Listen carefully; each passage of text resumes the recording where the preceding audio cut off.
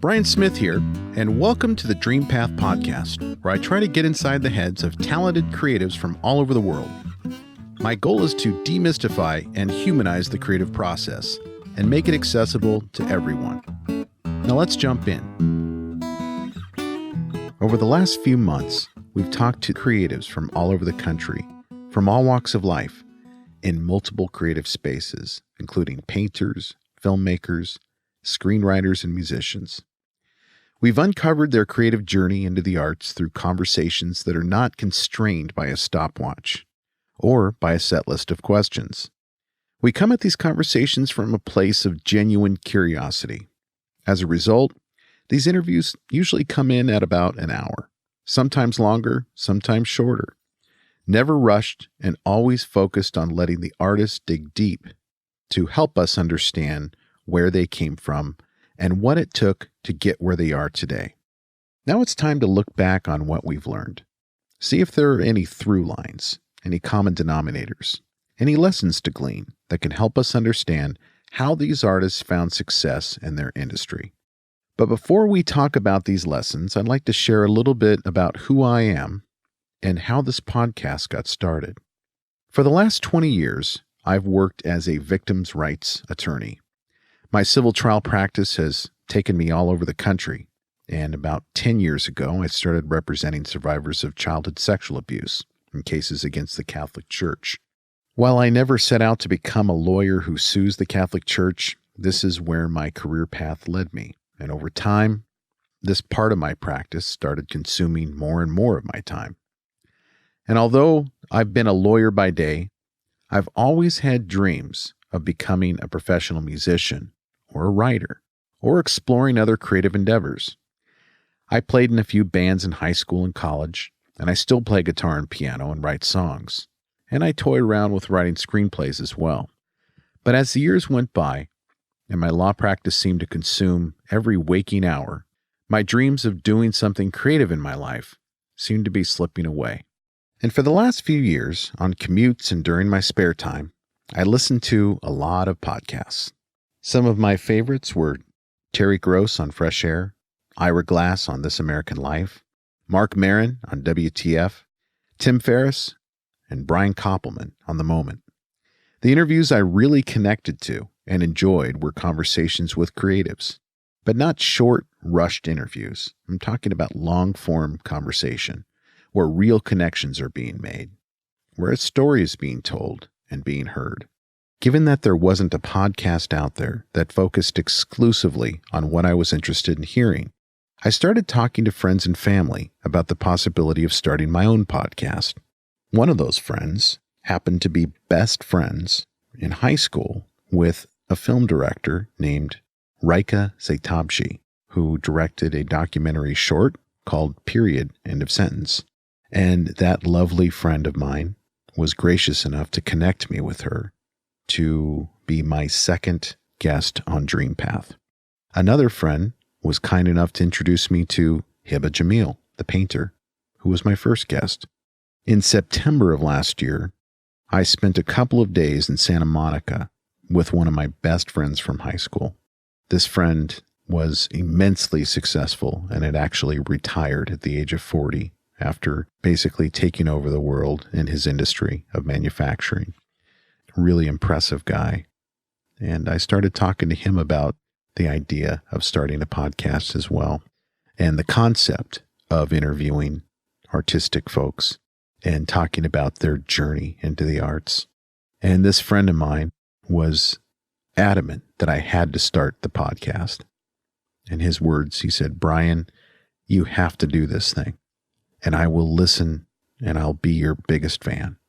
A few months after that meeting in Santa Monica with my friend, I attended the Sundance Film Festival. This is something that I go to every few years with my wife, and it's something that I find to be inspiring because it's an event focused on independent filmmakers and supporting their vision and their dream and giving them a venue to show their work. You get to see films that may or may not make it to theaters, may or may not make it to streaming services, but they are a product of hard work and dedication by filmmakers who sacrifice a lot to put their vision out there.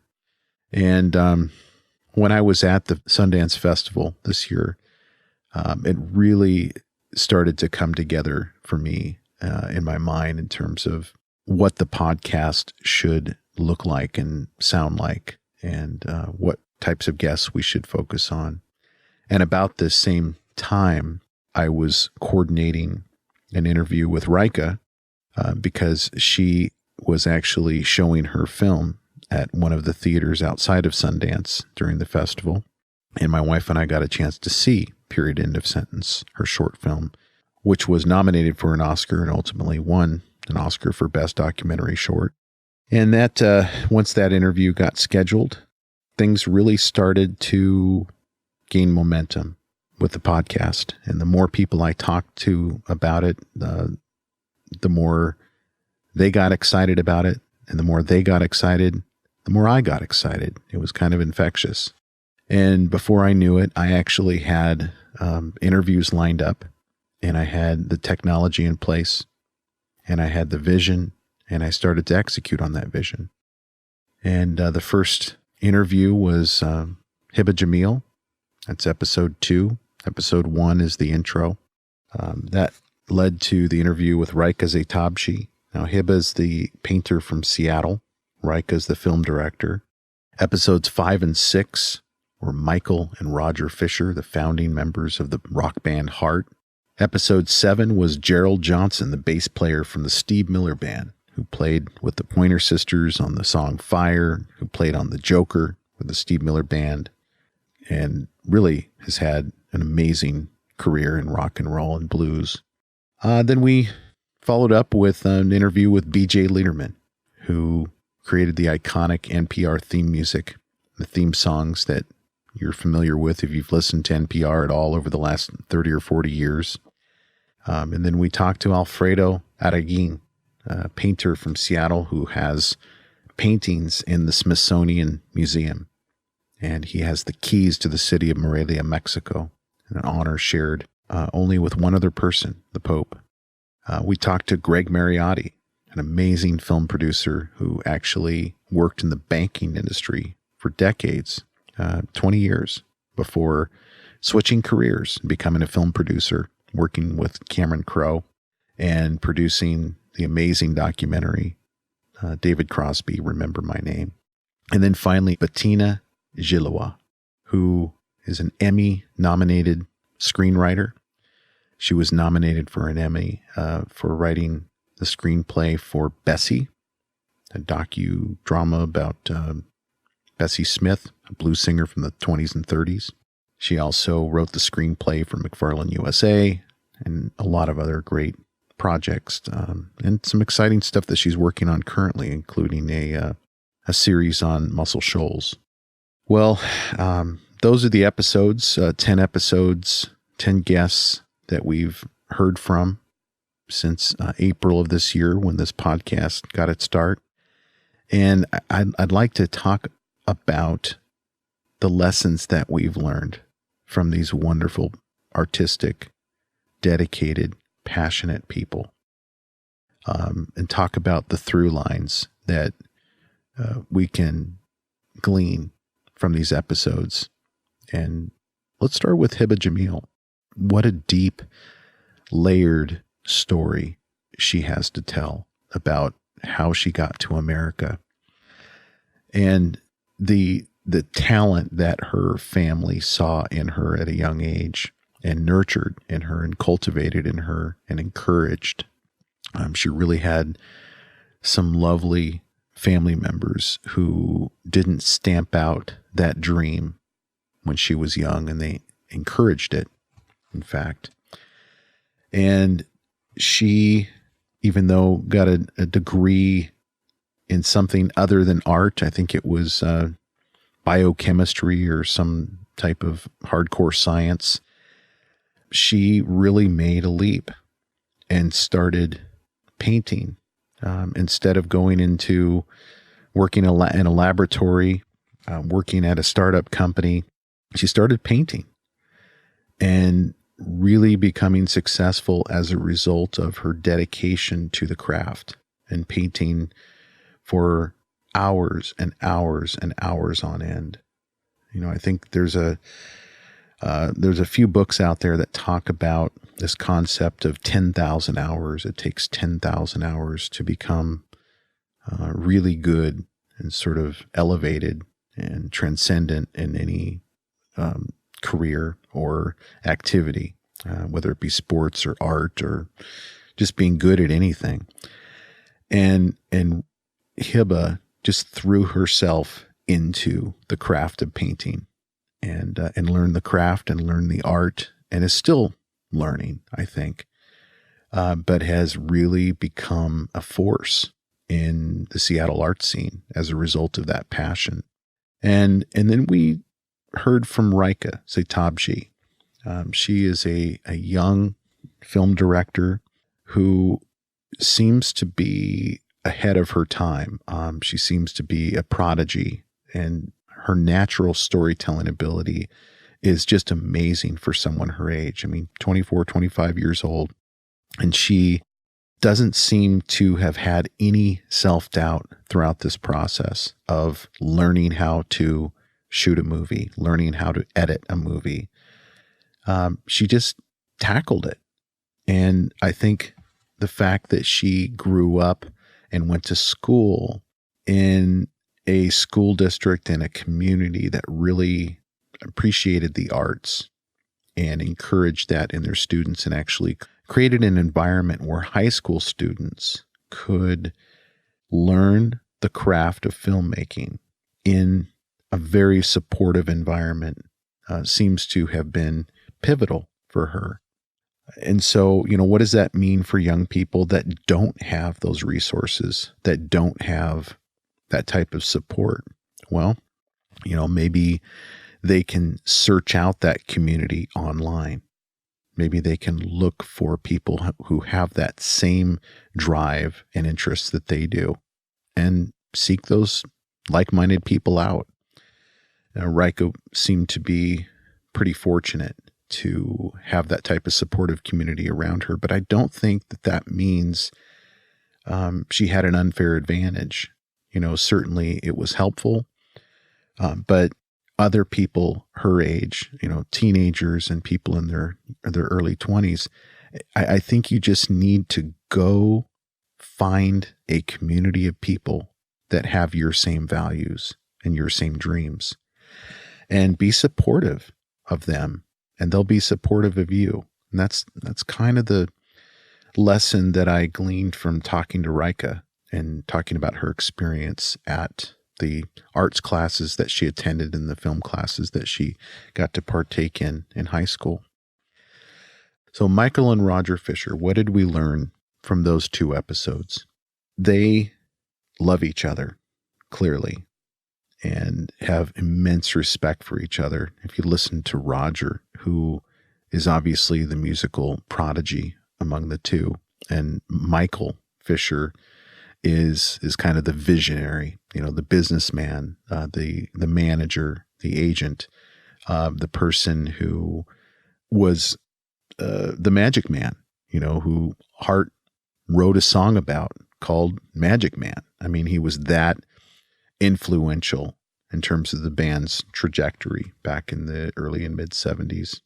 And so you have this symbiosis between these two brothers that just have nothing but love and respect for each other. And they're helping each other through the time of being in Hart and beyond.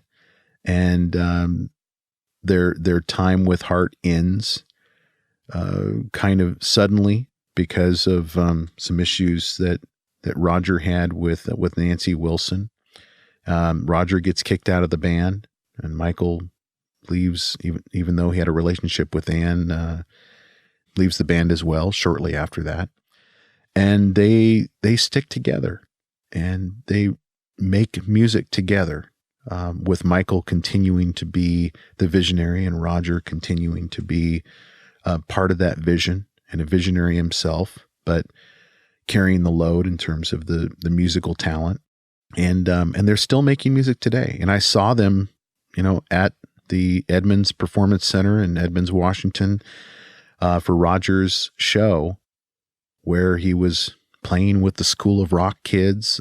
He played with his own band. This is a rock legend, someone who's been inducted into the Rock and Roll Hall of Fame. And he is still at it after all of these years, after decades, and he loves it. He has a real passion for what he does. And Rika, the same thing, passion for storytelling and story. And Hiba, her passion for conceptual art and visual art and painting. And then we talked to Gerald Johnson, who was in the Steve Miller Band, who opened for Elvis, who played with the Pointer Sisters on the song Fire, and just had an amazing, and still has an amazing career in rock as a bass player. And I think what I learned from Gerald was that he organically found the instrument that spoke to him. He picked up a bass, and shortly after picking up that bass, he listened, and the instrument was speaking to him. And he followed through on what he heard, which was that this was his instrument, and he wanted to learn how to play it and play it well. And he picked up that instrument and started playing it left-handed, upside down. He did not follow the conventional route of going to take musical lessons, where probably a bass teacher would have said, no, you need to pick that instrument up. And if you're going to play it left-handed, you need to play a left-handed bass. And nope, he picked it up himself, and he learned to play in a completely unique and distinctive way. And he didn't even really think twice about the complexity of doing it that way. And I think he just let his passion for playing in bands and being a part of that scene carry him through to the point where, he realized at some point that he needed to quit drinking. And he got clean and sober and had some self-doubt about whether he was good enough to play without drinking, whether he could do it sober. And he almost had to kind of relearn how to perform sober. But once he did that, he realized that the alcohol was actually holding him back from really shining as a musician. And so he never looked back. He's been sober for many, many years now, and he's still playing his bass, and he's still playing in bands. And doesn't seem, even though he was, I think, probably left out of some of the trajectories that could have made him a superstar because of maybe not paying attention to the business side of things as much as he should have. You can listen to some of the questions about whether he has any regrets about, how he handled the music rights and that type of thing, and royalties and the business aspects of music. And you really don't hear any bitterness or regret in that man's voice. I mean, you really just hear nothing but joy. It's like, would I have done things differently? Should I have? Sure. But, no regrets for Gerald Johnson. Just a real enthusiasm and joy and passion for what he does, which is music and playing bass and songwriting. And then we talked to BJ Liederman. This is a legend when it comes to the theme music that he wrote for NPR, Morning Edition, Weekend Edition, Car Talk, Wait, Don't Tell Me. All of these iconic shows on NPR. And, if you're not an NPR fan, listen to the episode anyway, because it really doesn't matter. It really doesn't matter if you know any of his music. This is a charismatic, very unique guy who has spent his whole life playing music and writing songs and writing jingles. And how many times have you talked to anybody who wrote jingles for a living, who actually sells a jingle to a corporation that's trying to market a product? And this is how he made his living for many years. And, he just marches to the beat of his own drummer. And, with this episode, we start walking through the woods of Asheville, North Carolina on a hike and, trying to scare bears away as we're walking through these hills of North Carolina. And then we end the interview sitting at a grand piano with BJ playing some songs for us and just talking about his career and what it means to him. And talking about how he has lost some of his memory over the years due to Lyme disease. And I ask him what advice he has for young artistic folks who aspire to work in the arts. And, his advice is pretty broad in terms of what to learn, what to seek out. And basically he says, just read books, go out there and read as many books as you can. It'll make you a better person. And I think if you broaden your world through books, according to BJ, you broaden your understanding of what's possible in the world. And that was a pretty special conversation with BJ. Alfredo, oh my goodness, Alfredo Erguin, what a special man. He's in his 80s, and he has been painting these, I think I referred to them as pointillist paintings.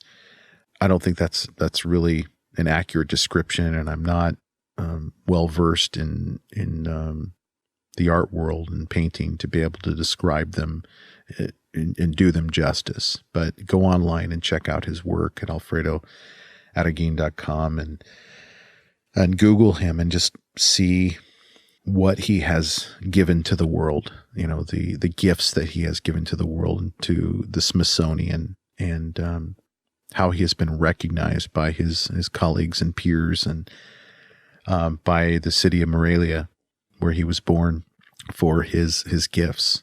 His story was just amazing to hear how he was kicked out of his biological father's home and made his way to the United States and forged a life in a circle of friends in the Pacific Northwest that turned out to be some of the most iconic writers of that generation, including Ray Carver and Tess Gallagher.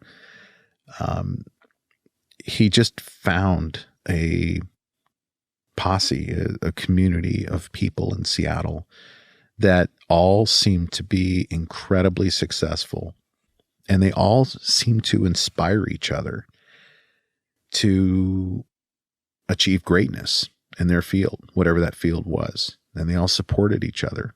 And I think, this kind of goes back to the Raika Zaitabshi interview, where, what I gathered from her experience is that, the importance of community, the importance of like-minded people who want to make art just like you, but they also want to help you make art. And they are supportive. And that's what Alfredo found in Seattle. Greg Mariotti.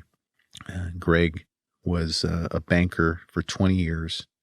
And on the side, he starts a blog, starts a website, kind of a fan site to honor Cameron Crowe, one of his favorite filmmakers, and does this so well that the word gets out to Cameron that there's this website that somebody created about him and his movies and his career.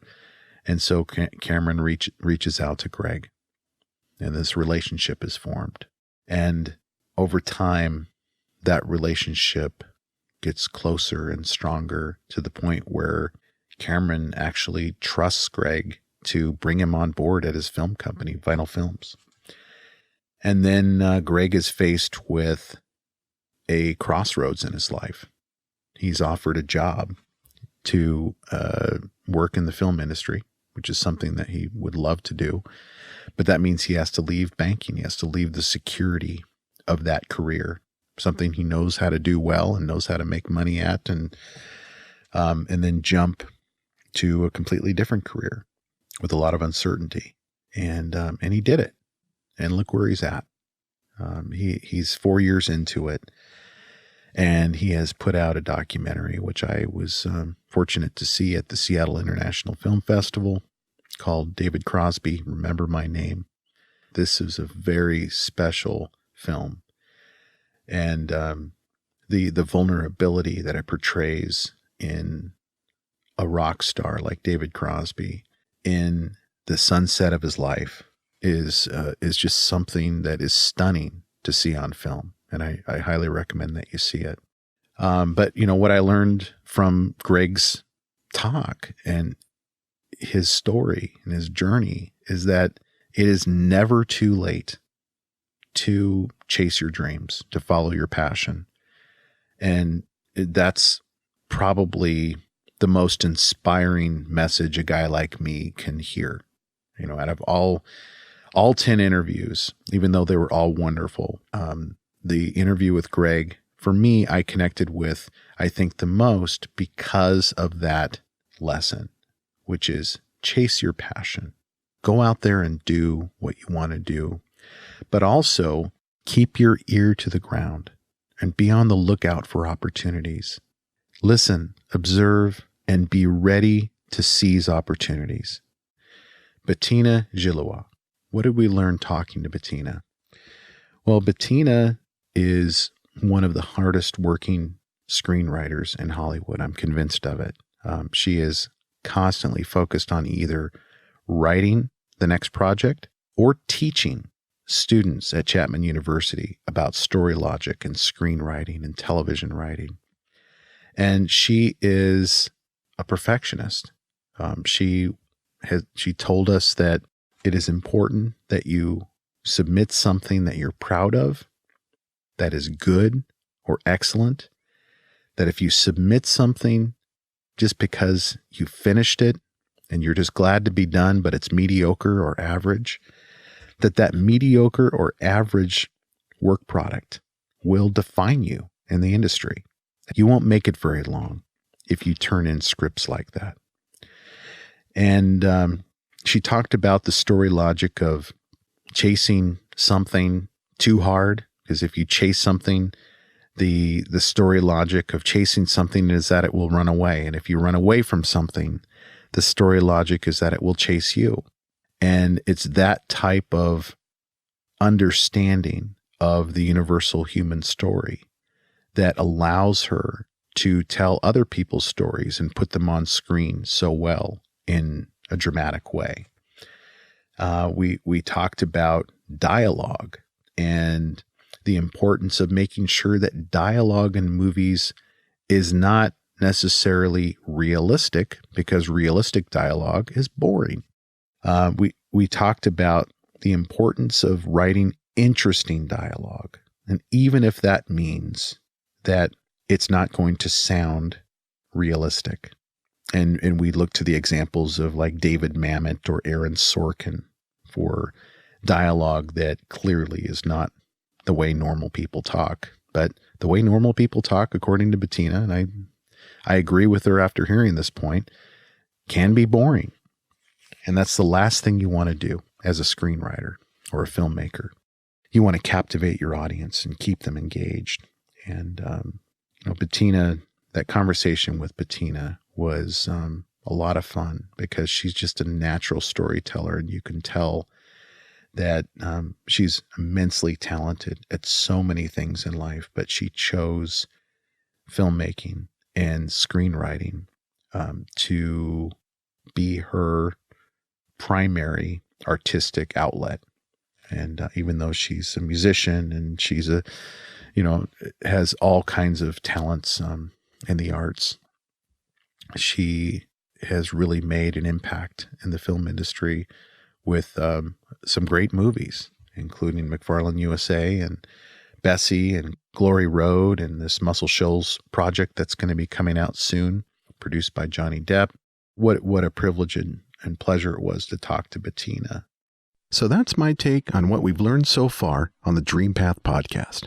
What a blast it was to talk to so many talented creatives in depth about their journey into the arts.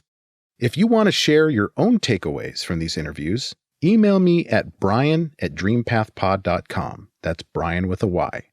Or you can reach out to us on Twitter, Facebook, or Instagram with the handle @DreamPathPod. I'd love to hear from you, and I really hope you stay tuned in for future interviews. We have a lot of compelling guests in store. Hey, thank you for listening, and I hope you enjoyed today's episode of the DreamPath Podcast. If so, I have a favor to ask.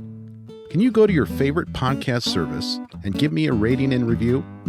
Your feedback is what keeps this podcast going. I appreciate your time, and as always, go find your dream path.